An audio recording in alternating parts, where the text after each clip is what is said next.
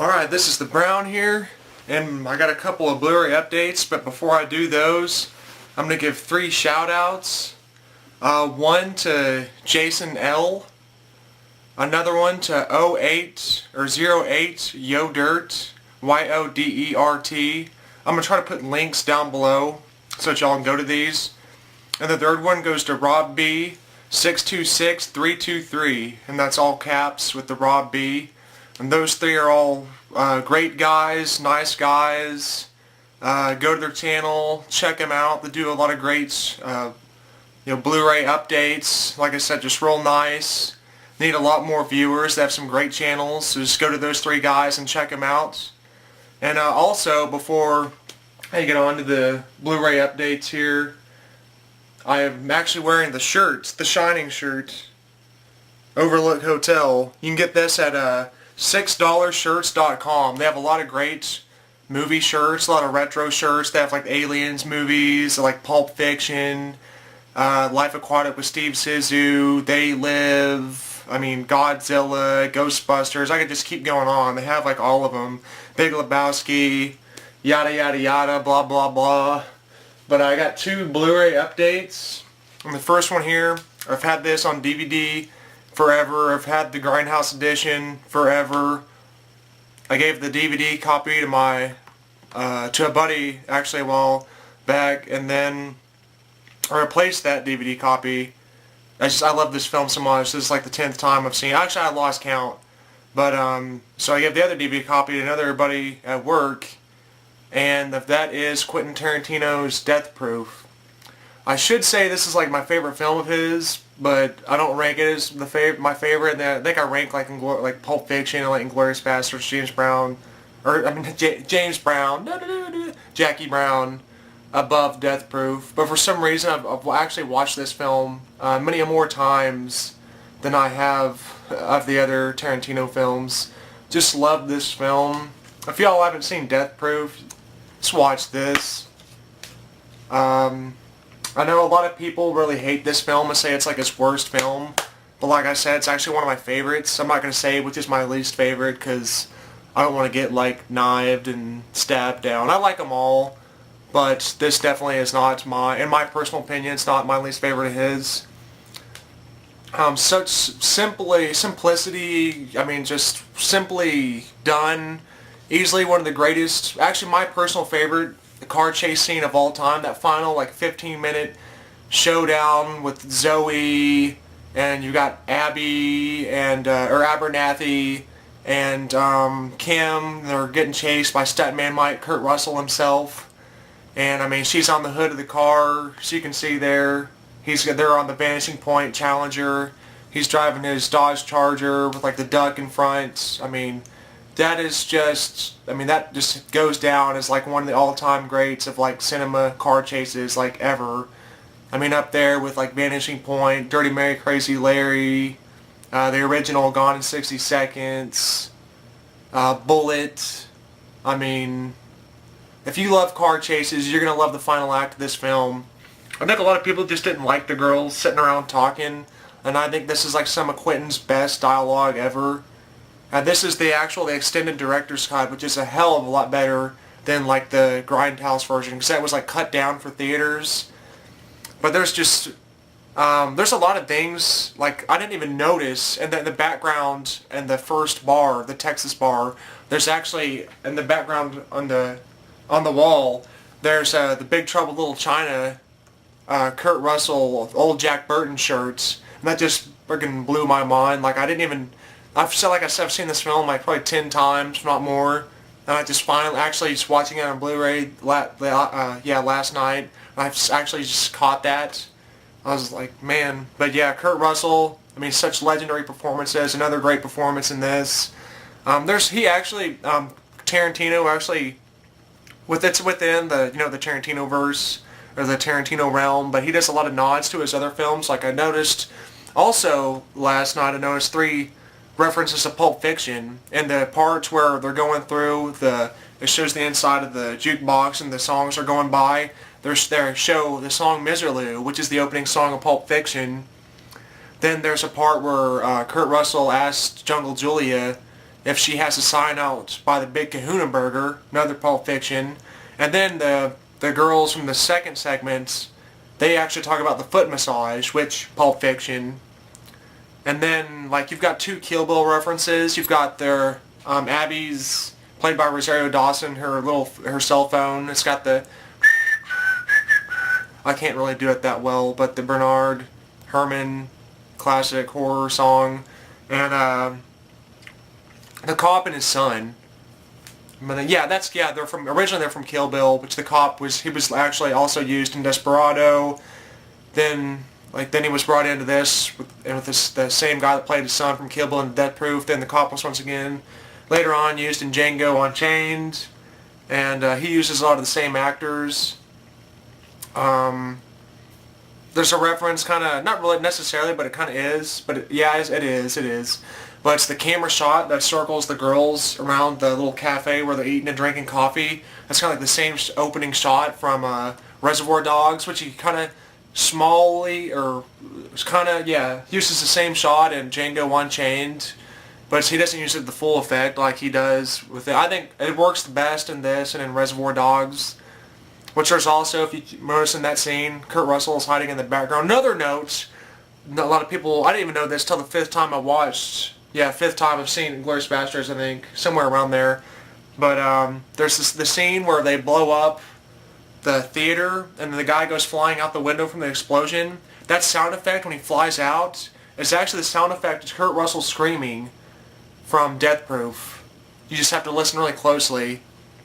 But basically, Kurt Russell is, or Stuntman Mike, he is it's kind of like a slasher film / car film, but he's living in the past, and just he doesn't have that feeling of doing all those stunts anymore, that really, it's like it keeps him alive. That's how he feels alive, is, crashing the cars, doing the old time stunts, and he don't get to do it anymore. It kind of has that very nostalgic feeling, and he's just like kind of trapped in the past, living in the past, or he's still living in the past. And so the only way he can, like they say in the movie, I forget what they call them, something degenerates, get off by, this only way he can shoot his goo is by crashing 1,000 pounds or a ton of metal into another ton of metal, something like that from the sheriff. But yeah, he uses his car as a weapon, and he tracks down women and he kills them by crashing into them with his death-proof car, which is why it's called death-proof. He has a stunt car. It's got a roll cage in there, so he can't die. It's just such great lines from him in this movie. What was I gonna say? It's also, it kind of goes. It shows, it's like really is like the tribute to the 60s, 70s car chase films, but how they talk about they only use like the CGI nowadays. And like Kurt Russell says, like, unfortunately, but back then and in those days they used to have real dumb people driving real cars. He talks about driving a car into a brick wall at 125 just for the experience. But he kills the 4 girls in the beginning, which is kind of like 2 films. It's like a first half and a second half. And then it goes into Lebanon, Tennessee in the second half, where you've got Zoe Bell playing as herself, does like one of the greatest stunts of all time. You've got Rosario Dawson, Abernathy, you've got Kim, you've got what's her name? Can't think of her name. Lee. But she's like the cliched, the cheerleader kind of, girly girl. Just like in the first part, you've got like the stoner girl that shows up there to get killed in the end. What's her name? Lisa Marie Frank, I think is her name. But they're all the ladies in this are really just amazing actresses. I mean, backed up by Kurt Russell. Even Tarantino has a small cameo in the film as the bartender. And then this film was like the first film to have like a black female stunt driver, so thumbs up for that. There's really a lot of amazing behind the scenes on this, with like Zoe Bell, and just, there's really a whole bunch of stuff, like Buddy Joe Hooker, legendary, stuntman, has been doing it for years. He doubles like I was saying, he doubles, Russell in the film, which actually Russell, as well as the girl that plays Cam, they actually drive as much as they possibly can. But, I'm just gonna stop. I'm gonna stop with Death Proof, and yeah, okay, that's Death Proof. I've said enough of that. Everybody knows this. If you're a Tarantino fan, if you haven't seen that film, check it out. And this one here, I'm a fan of Andrea Arnold's Fish Tank. That's like one of my top all-time 25 favorite films. And this is her follow-up film to that, which is her version of Wuthering Heights.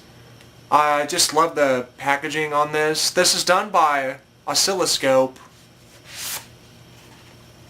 I think this is like their most recent film.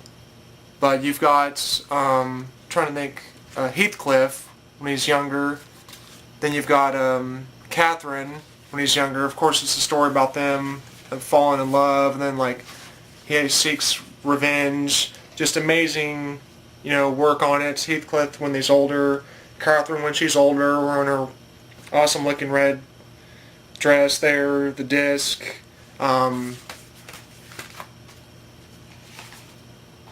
If you haven't seen Fish Tank, seriously need to check that out. It's like the best coming of age film, in my opinion, ever. I mean, even beyond. I love John Hughes films. My film right behind that would be Some Kind of Wonderful, but Fish Tank, just check that out. I'm going to go away from Fish Tank and on to Wuthering Heights. I know this is based off the classic novel, I think Emily Bront. She wrote that, and then of course there's been so many film versions. And I guess that a lot of people didn't really like this version just because of like the really kind of like dark atmospheric tone to it, the setting to it. It's really gloomy scene where like he kills a dog or he hangs a dog. Then later on the little boy, he watches as another little boy hangs a dog, but he understands the boy as himself, he understands his feelings. There's just really, a scene where like he has this rabbit down, he's looking at the rabbit in its eyes, and you can see like it doesn't want to die. You can like feel the rabbit has feelings, and he just like, there's scenes in here that I guess really turn people away from the film. If you don't really like, like dark films, then don't watch this. But I think this is the first film I've ever seen that has no music in the film. It's all, it plays off the atmosphere. There's next to no dialogue. It plays off of very much off of their emotions. It's just such an emotionally powerful film. The way she uses her her camera work. I love Andrea Arnold's style. She goes for a kind of very realistic, I guess like kind of surrealistic, like kind of like a documentary, guerrillas, low budgets, homemade style filmmaking, and it really works. It really worked in Fish Tank, and then she really brought it on to effect here again. And she uses another similar shot where he's like when he was younger, and he's behind her on the horse, and they're riding through there, and he shows angles on her hair, and he's like smelling her hair, and then like he's rubbing the horse, and it shows that she always puts the camera, right where it needs to be to get full effect. There's shots of like, she'll use a shot of like a little moth like flapping his wings, which are kind of resemble like the jumped up kind of like heartbeats, or like the tension of like the moment between them in certain scenes. And she'll use scenes of like dead animals or skulls or like rotten vegetables on the ground or rotten fruit to show kind of like the darkness of the scene.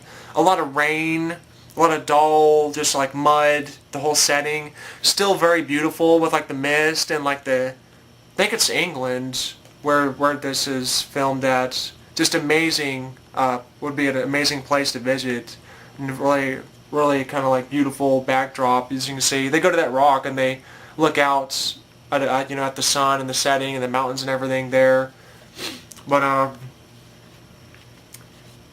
trying to think here for the basic story is like she actually uses a black guy for the lead in this instead of a white guy, and it really works really well. There's also kind of being at that time there are kind of racist against him towards the beginning. A certain guy is Handler. He's Catherine's older brother, and then he's like out in the rain. He has no home, no place to go. He's really young. Her father sees him out there and picks him up, brings him home, and he's like, this is like the Christian thing to do, and they start raising him. He's like, at first he's kind of like Cinderella within the setting because he has to do all these jobs, and he's treated like really badly. And he starts falling for Catherine, and they start to get feelings for one another. And then when she says she's going to marry this one guy, but she don't really want to. She actually really wants to be with him. But then he overhears that, and he takes off into the darkness. And then when he comes back, he's gained so much money. Just this mystery about him, about kind of where has he been all these years? They're wondering about him. And he comes back and I think pays a full year's rent to stay in that same house. And he goes and visits her because she lives with the guy that she married. And then there's a girl, I think her name's Isabella, that she likes Heathcliff. And then he doesn't care, and he's all for getting back with Catherine. She's the one that he really, his heart's desire to go out and be with her. And in the end, this just shows kind of like, they both could have forgot about each other, and just been happy with. He could have been happy with Isabella, and she could have been happy with that guy. But there's feelings all those years, and just it's kind of, how to explain. It's like their downfall in the end. Like I was saying, they could have had, happy endings. But ultimately, it's doomed because he's really forceful and pushes his way into getting her to see him, and towards the end, and it's kind of like he has like his vengeance against Handler and against her. It's really both of them, like the childishness, and you just have to watch. Like I said, just such a very emotional film, and I'm not going to ruin the ending about her. It starts off with that scene. He's sitting in the room where he lived all those years with her, and he's got like on the wall like the drawings they've done and like their names, and he's like crying and hitting his head against the wall. Then it like cuts back, and then it builds back around to that final scene. I think it runs like just over, it's like 2 hours and 10 minutes, but still just an amazing movie. If you really like dramas, like romances, dark films, then if you love Fish Tank, then you seriously need to check this one out. I'm definitely looking forward to all of Andrea Arnold's films. Let's see. I guess that's about it on here. I'm gonna start looking into the oscilloscope. Or yeah, that's the name of them. They've done a lot of other indie films, like one I was wanting to see, like Wendy and Lucy with like Michelle Williams, and there was the one like The Messenger with like Woody Harrelson. But I'm gonna start trying to look into their like the oscilloscope films. I think this is number 50 out of them. They put out a lot of like the indie film releases, but Andrea Arnold's Wuthering Heights, and those are my 2 updates for this time. And like I said, those 3 guys, Rob B 626323, Jason L, and 08 Yodert. Check those 3 guys out and give them some support. Great channels, and thank you all for watching.